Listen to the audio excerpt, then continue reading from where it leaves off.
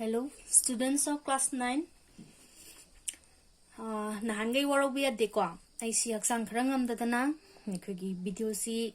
Matangra. I toin at Hagatmangam. Sipudi Pare. I Kara toinadum Tagalag Nabona Rageka. Zik I know Zikasi Poreba chapter C Nogi Science ki Chemistry Structure of Atom Go. Sigi Structure of Atom C. Aina no ki textual dale out basi discovery of atoms electron proton neutron ka mo yauri si akoina magi discovery magi experiment sing du hana gyan ta dringai da magi fundamental oiba concept sing sa chapter sige si khangna bagi da bang asigi part si aina si sembani sigi video si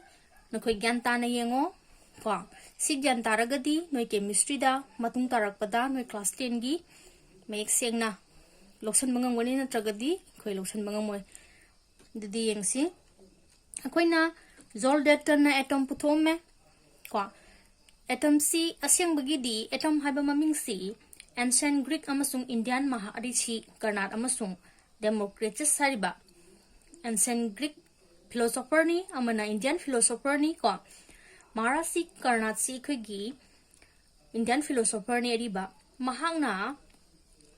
Amasung Greek ki Kugi philosopher Democritus Hasina Makoini na Harambada Matter Singsa Aikoina Sum Tugairaba Masi Sum Tugairaba Example when Aikoina same a set of a pyraga sum set lagadi Masi Chet Piar Washing Picture Pilcanico Masi Sum Picture Neba Picture kanda kay dogebo akoina khwaidagi pikpa magi particles tam phangani posinte som thugai ra kanda matter sing se ko adugi amu hana thugai bi yadraba potu bi atomana moina maming pirambani aduga akoina scientific term da la kanda atom saibsi joule dalton na puthombani atom se khoina joule dalton na mana harambai matungina makha ta na mu thugai bi yadraba khwaidagi pikpa particles ni matter singena piramani ko adubu aikoi makhata na subatomic level da thugaira kanda huzik koi huzik phawgi hoina atom hai basa particle ahum na pula semi hai basi koi khange electron proton amasung neutron yawrame si khange ba makhata thugaira kanda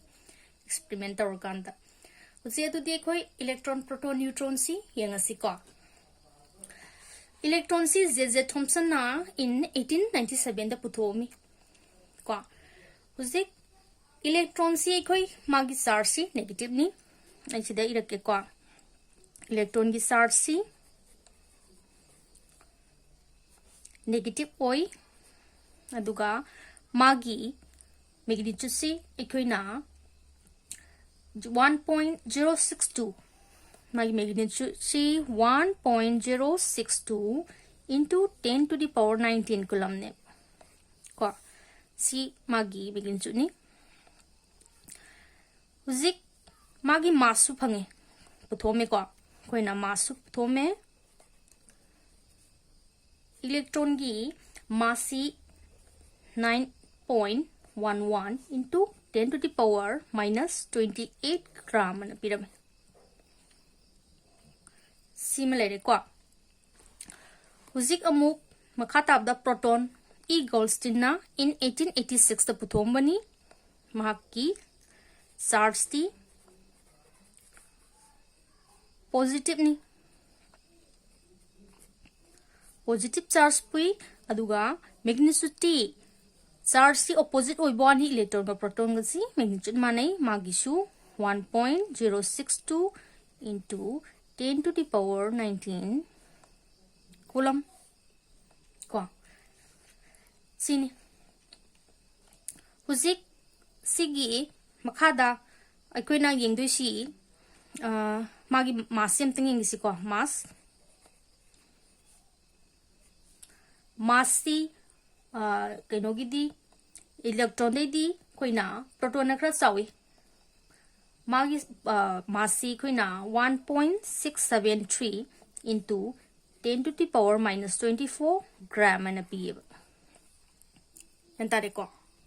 Huzik mathangda neutron yang si sida yengo si minus yawgani ko C minus जाऊगनी and minus अमगरमद्रे minus 19 होगदबनी हुजिक neutron सिदी खोइना in 1932 दा James Chadwick न पुथोंबनी मादी मागी चार्ज सी न्यूट्रल नि चार्ज के दौरबा न्यूट्रल ओय मा चार्ज पुदे न्यूट्रल अदुगा मागी मास ती 1.675 into 10 to the power minus 24 gram and p. Hojik charge kaino singo mass of the proton ga neutron ga si hairap mane adubo khwaidagi mass si kanan wangi neutron wangi ko haipati mabani mandi mane ko aduga electron gi mass ti makoi ga compare to da yamna ph laisi minus 28 ne yai ko hojik makhadam ko yengsi tam sing si clear way ko ino no desi tam khara sigesi ganta na atomic number hai si kaino atomic number hairagadi aikoina electron amada na atom amada yauriba magi proton natragana electron masing dubo aikoina atomic number hai atom amada yauriba electron masinga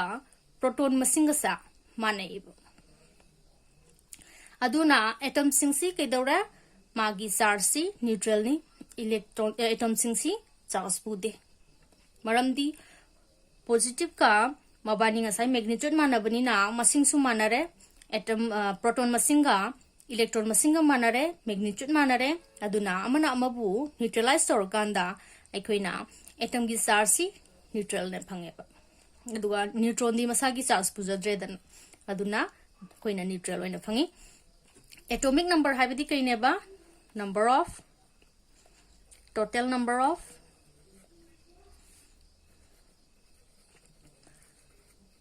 number of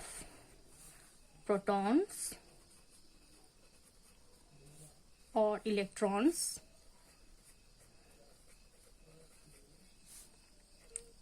in an atom. Atom amada yauriba apunba proton masing natragana electron masing du boikoina atomic number hai. Huzik atomic mass hai badi aikoina sida mass tadi ngo masai mamang uzik ina sida mass pi hre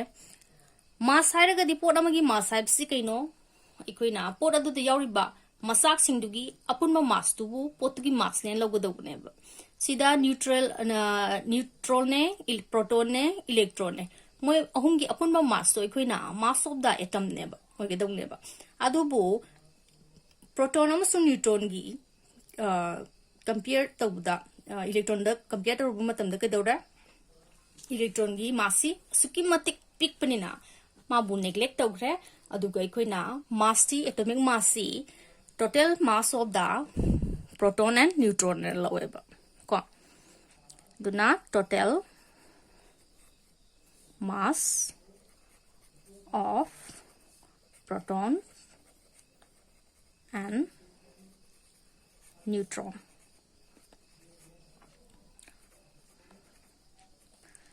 si mass number ni atomic mass to ko huzik ingo aikoina horen keno da zu structure of atom da sui garukini aikoi nucleus aikoina solar system ga manana atom gi structure horen yarukini aduda neutron amasung proton si aikoina nucleus ta lai mayai da ko aduga electrons na mai orbit ta koiduna sala layaba duna aikoina atom gi mass sa tas massi aikoina atom amagi mass si aikoi magi nucleus ta layena laweba maram de aikoina electron gi mass si neglect tawgarabani like adubo chawdi yamna khenai in comparison of the size of the atom ga aduga magi neutron gi magi nucleus ki size da siga compare to matam dana akoi nucleus ki size na amuk yam pi ba adubu mass ti kayda laiba nucleus ta lay lawi ko si makha ta na dum yeng si dum tasal lo ko hujik Bohr's model of atom na lay noi da tam doi si Bohr's model ne khoi na hujik chanari se ko si Bohr's model tam dringai da ai khoi na kaino model khara ko Thomson model amasung Rutherford model ani lay makhoi si makhoi ki drawbacks layer pu maram na ai khoi na sizina ki de aduga hujik sizina ribasi Bohr's model of atom sini adudi kaidobagi sizina riba kaidobagi moi ki model sing du sana gi dino habdu khata nam yengsi Thomson da ai wari oina dumli rage ko Thomson na magi model da haira misi ai khoi Thomson model da hairi si ai khoi tarbuz ki type ta ko tarbuz si mahaki mapak amada maru mayam ama yawi dana sida maru mayam ama yawsali dana smaina yawi ko adumaina atom amada electron sing sina kaidoge bo smaina marak ta yawsalle man hairame aduna magi model sidagi akoina khangoba pan puthom bahar gadi my model sidagi atom si neutral wave charge si neutral wave habisima akoina Thomson model nei khangeba mana puthome ko Thomson model ni si Thomson model lagi akoina mana piram basi akoina atom si neutral wave habisima mana pirame adu magi drawback sar gadi akoina ma sidengo charge si khoi positive amsung negative si khoi naksana lemina dia de amana mabu ke dauri manghan gi neba natra pura manghan gi ne atom se aduna magi model si ya gi de yai ko aduga makhata na mu Rutherford na piramba model da na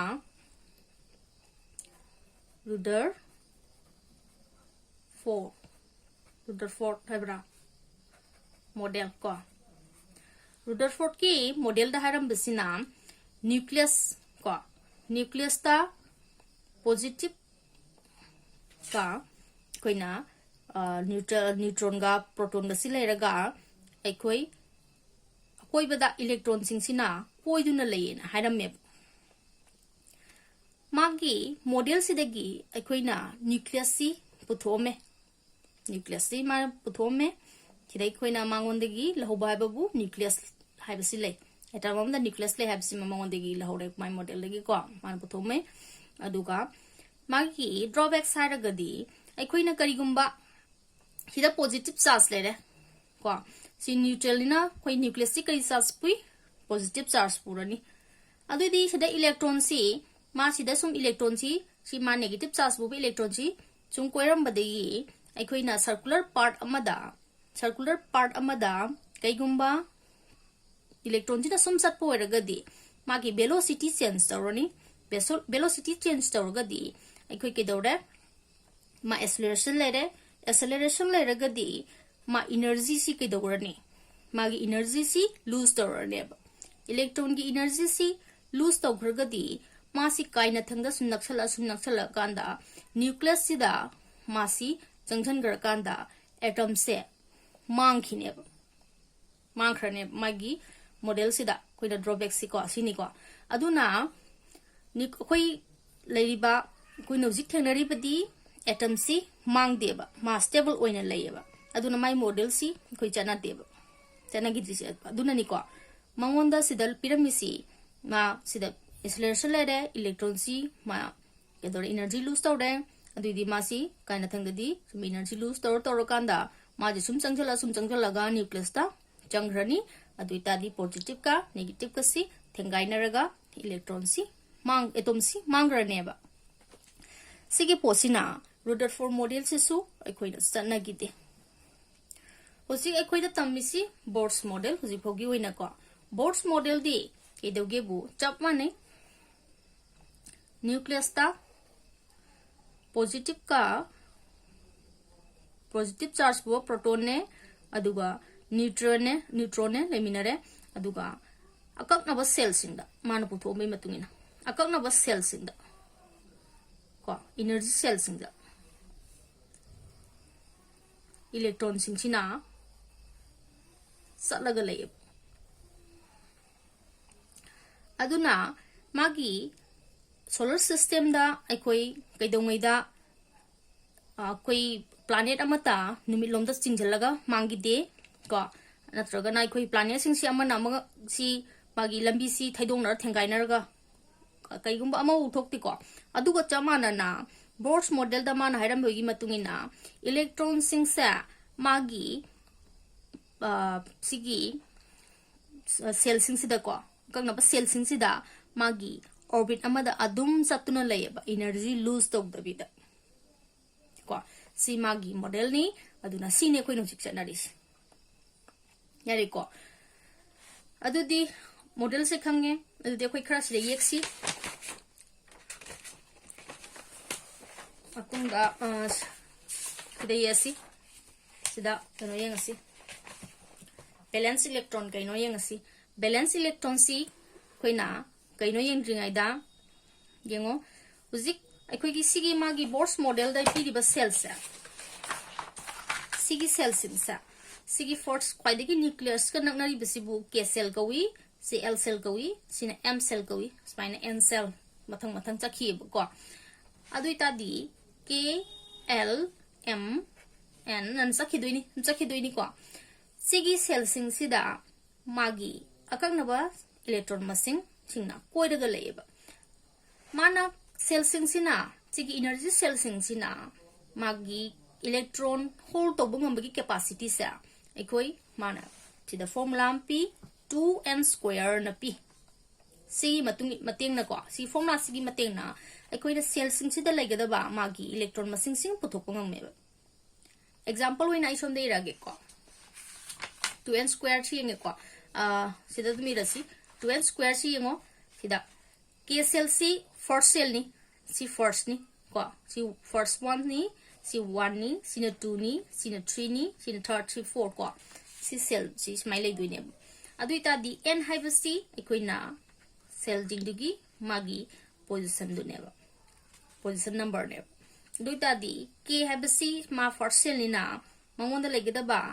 electron masing si 2 nc 1² la di koi si 2 dum tai k cell da kya legane aduna 2 electrons legane ba magi mangonda hold to bungamba electron masing si 2 neba uzik l cell da di maji 2 ni adudi 2 into 2² haibudi 8 kai ni l senda man hold to bungamba electron masing 8 ni third kida m cell da laidoi si 2 into 3² haibudi 18 numbers of electrons si koi m cell da laibangami n cell da na ekoi 2 into 4² haibadi 16 to the 32 number of electrons si monda laibangami smaina ekoi ke dore si machi formula si matungina ekoi si puthokpa ngamgani yare ko zik dudi somdeng asi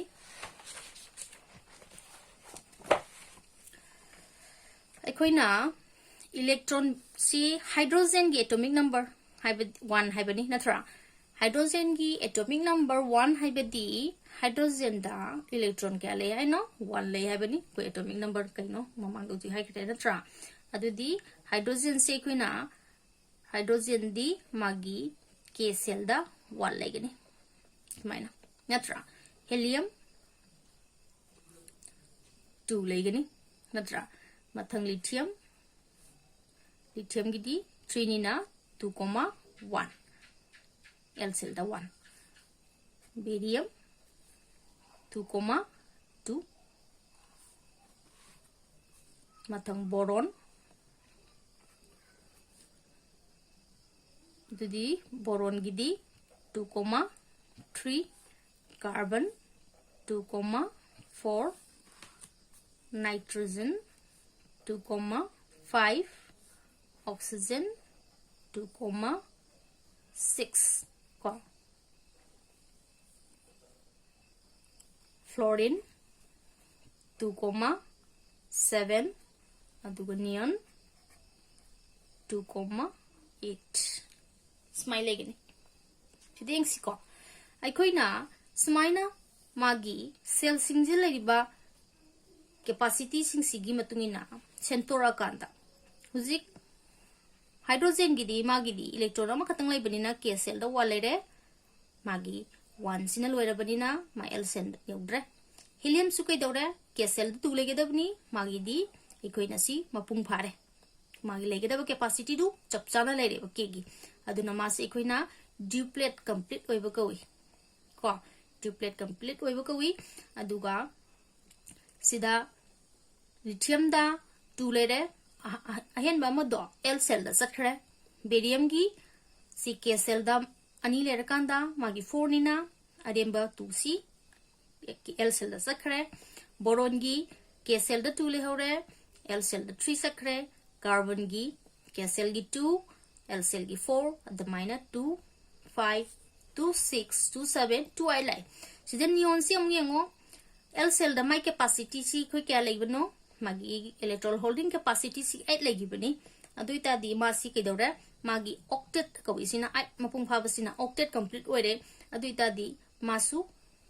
koina smaina magi legi da capacity chi chap chap chana legi ba helium amasung neon sa makoi boi koina kai kawi novel elements kawi makoi de koi reaction thokan de ko reaction thokoi matang duna ai makha dang hairake sida ko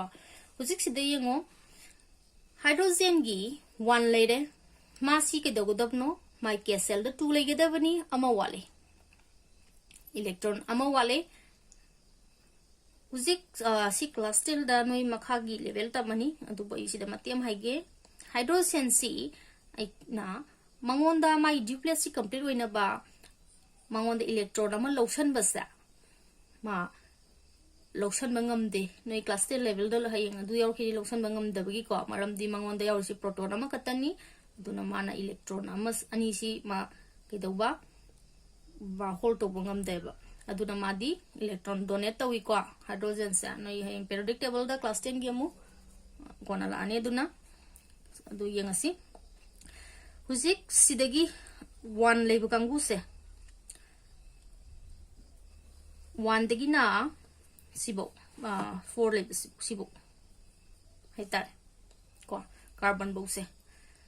makhoi si magi balance electron si yango balance electron si magi balance electron hai badi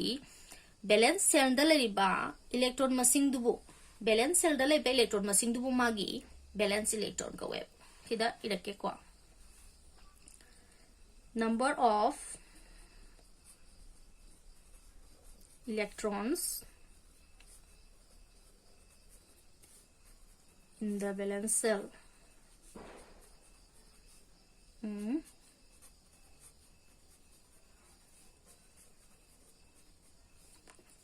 valence cell da laiba number of electron do ikoina valence electron koi huzik valence jengo 1 dagina sigi carbon se hydrogen dena carbon bo se makhoi ti ke doge bo haibdi magi valence electron si 1 dagina 4 bo wei ba kangu element sing sa makhoi gi di valence electron ga valence ga mane aduga aikoi 5 dagina sigi 7 bo ko idea ghur ga di koi na moi se stable ko gre stable wei gra bani na kai dawra makoi di koi na magi valence 0 ne na dum logi ni hida helium su 0 ni magi su 0 ne logani hore ko aduna si yengo 5 6 7 leba valence electron 5 6 7 leba kangu sa makoi gi valence si koina moi 5 6 7 na lo roeba ikoi aitagi magi valence electron minus tor kanta tarpa masingdu magi valence ne lo neba aduita di nitrogen gi valence si ke ane haigani ma sida aitagi 5 se minus tor di 3 aduna nitrogen gi valence 3 ne haigani oxygen gi di 8 minus 6 2 ne haigani aduga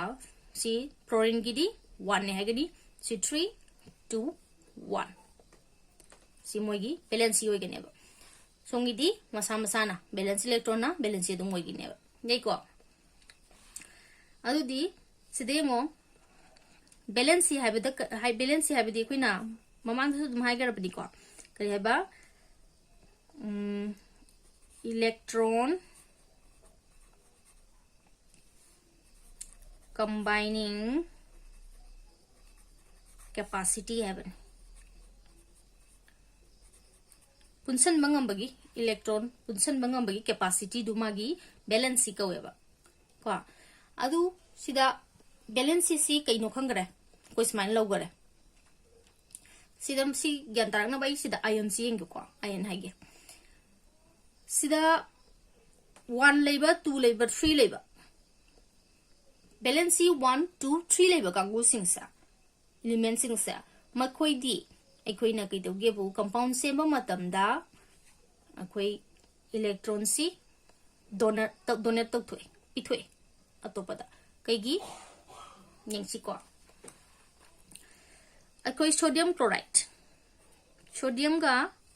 chlorine का कोई चारि बथुम sodium chloride नत्रा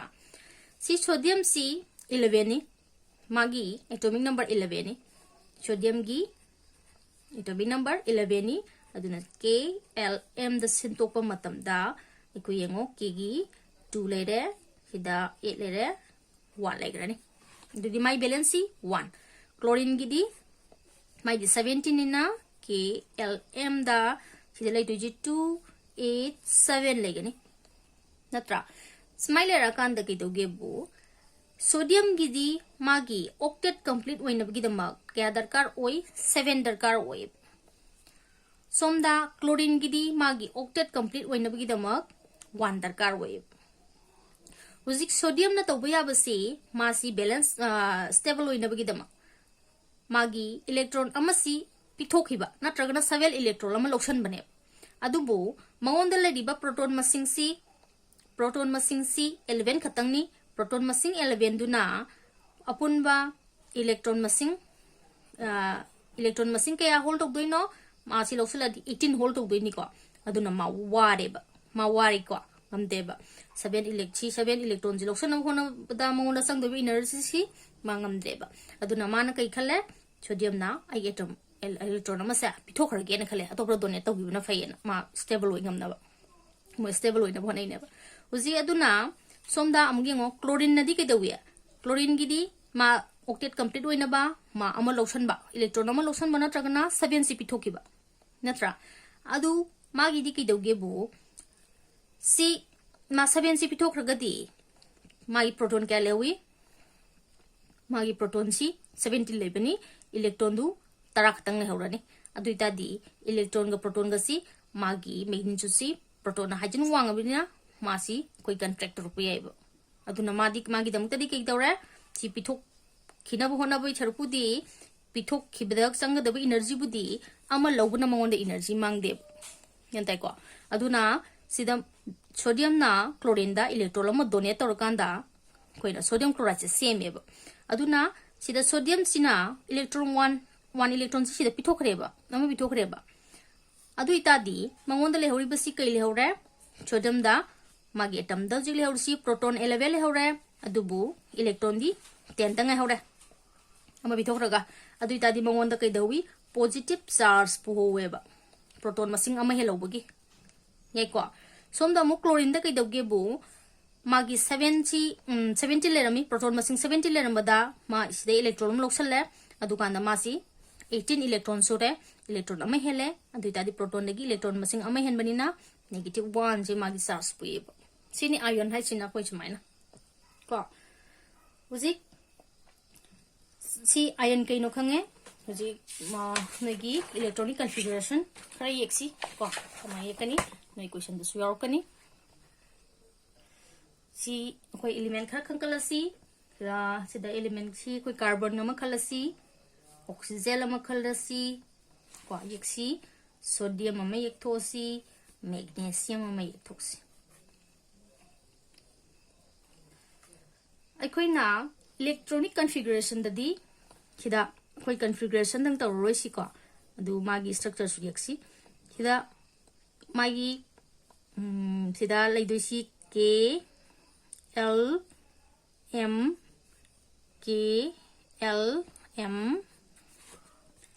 KLM cell सिंग सिदा क्या क्या लेंगे सेब carbon की सी 2 4 नत्रा सिगी 2 6 कोई एटॉमिक नंबर 8 इन नत्रा सोडियम की 2 8 1 नत्रा मैग्नीशियम की 2 8 2 नत्रा सिलेरे हुजिक मॉडल सु एक थोरोसी सिदा इलेक्ट्रॉनिक कॉन्फ़िगरेशन स्माइना मोय इलेक्ट्रॉनिक कॉन्फ़िगरेशन तोरो हारगदी सी पिगदोइनी को मॉडल सु सिदी एक थोजी कोइना सी मागी एटॉमिक स्ट्रक्चर यो हारगदी सिदा प्रोटॉन क्या लेरे प्रोटॉन सु सी दुम लेजरनी सी प्रोटॉन दुम थमो न्यूट्रॉन दुम थमो दुगा कोई इलेक्ट्रॉन सी सिदा सतोइनी माई ऑर्बिट क्या लेरनी से सेल से अनि खतंग लई कार्बन सी सिदा इलेक्ट्रॉन अनि लेरनी अदुगा सिदा मरी लेरनी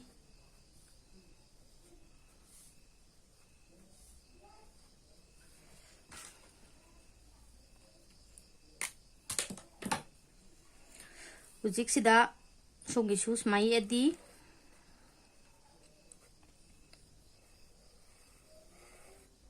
माई शोनी खतंग लई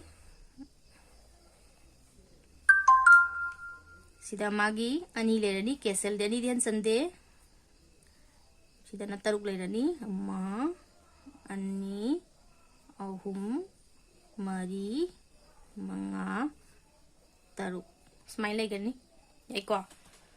जिक सिदोंग यंगो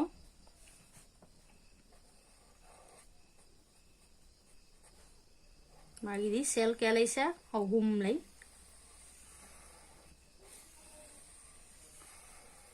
एक थोड़ा सी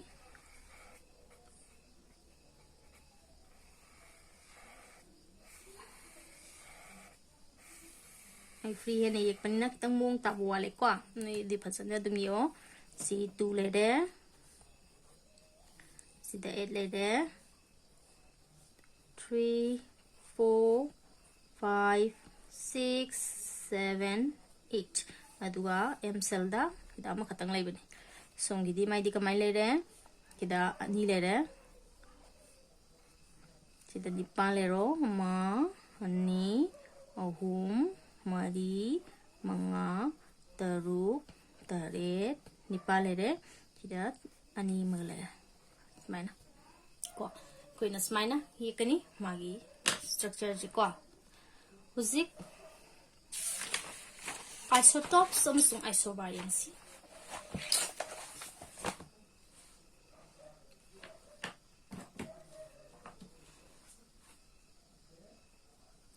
हुजिक आइसोटॉप्स हाइबदी कोइना एटॉमिक नंबर सेम होइबा एलिमेंट अमगी एटम सिंग द खेनारकपको एकोइना हाइड्रोजन हाइरगा हाइड्रोजन से कोइ मखल अहुम फंगे को सिदा मागे एटॉमिक नंबर समाने मास नंबर द खेनै सुम्बा समाना एलिमेंट की सुम्बा एटॉमिक नंबर दि मानरगा मास खेनाबा तो हाना फंगे एटम सिंग सि बोय कोइना आइसोटॉप्स कवी हुजिक आइसोटॉप्स एलिमेंट अनमना लोइ लै को मागे तो दियंगो same atomic number magi di same atomic number but different mass number with different mass number with ko sibo ikhoina isotopes kawi example oina ikhoisida like the pd ko hydrogen atomic number su mass number su 1 1 oiba इकोई atomic number स्माइन मखा दी mass number no मथक ते नै को सी atomic number अखोई हाना दुम खोइन तमिबा hydrogen atom दुनी को एटॉमिक नंबर सु 1 ओइबा मास नंबर सु 1 ओइबा सिगी आइसोटॉप सिबो इकोइना प्रोटियम कवी अमुसु हाइड्रोजन दा एटॉमिक नंबर चमानाबा मास नंबर 2 ओइबा सिबु ड्यूटेरियम कवी अमुक्सु एटॉमिक नंबर दी 1 ओइरगा मास नंबर 3 ओइबसिबु ट्रिटियम कोइ को सी कमाइना लाइनो यंगसी हाइड्रोजन सी एकोइ मागी खोइना सिगी एटॉमिक नंबर 1 जु मासु 1 ओइबसा सिगी हाइड्रोजन सिगी आइसोटोप सिदी के दोगे बो मादी न्यूक्लियस मागी न्यूक्लियस ता न्यूट्रॉन याउदेबा न्यूट्रॉन याउदबनी मास नंबर की मागी एटॉमिक नंबर का माने छे दुगी निको अदुबो ड्यूटेरियम ददी मागी न्यूट्रॉन 1 लेरेबा न्यूट्रॉन अमा याउरेबा अदुगी निको अदुगा ट्रिटियम ददी मागी प्रोटॉन अमागा न्यूक्लियस याउरिसी न्यूट्रॉन अनि गे याउरेबा अदमाइना सी आइसोटोप्स अहुम सी हाइड्रोजन की फंगी जी आइसोबार सेंसी आइसोबार है गदी आइसोटोप्स की ओर तैना बदा same mass number but different atomic number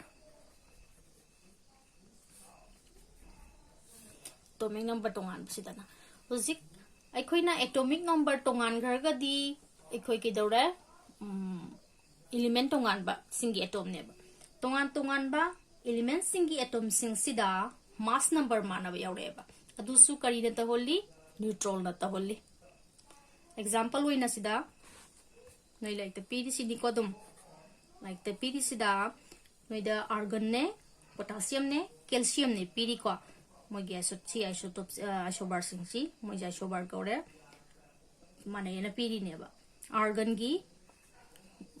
gi khoina magi mass number 40 hoiba aduga 18 atomic number hoiba si isotopes ne di potassium gi magi atomic number 90 loirga mass na 48 hoiba calcium gi atomic number 20 mass number di 40 hoiba sidadi ke tawrengo magi mass number sing samanare atomic number di khenare symbol sing si boi khoina isobars kawi hujik sida su marka kari no heleba neutron no heleba sida proton masing di samanai ni natra proton masing di si electron masing ga atomic number si proton masing ni natra samanai ni proton ni kya yaure sida 18 adum yaure adu proton 19 yaure sida yauri ba neutron magi neutron masing si kya no se 22 yaure mani sida 21 yaure mani sida na 20 yaure mani neutron singduna magi si jo mu ohelei ne yari ko du dia udu si siki video sida aina noida tangning ba ko ahan ba video si oina chapter sigi concept si sibo ngasi gi si video sida loselasi ai noigi makhada discovery of atom electron proton neutrons ko si tausi du si gan taramo ko makhagi video ai thuna thaglakke adudi ngasi gi di sida loselasi thank you for watching bye bye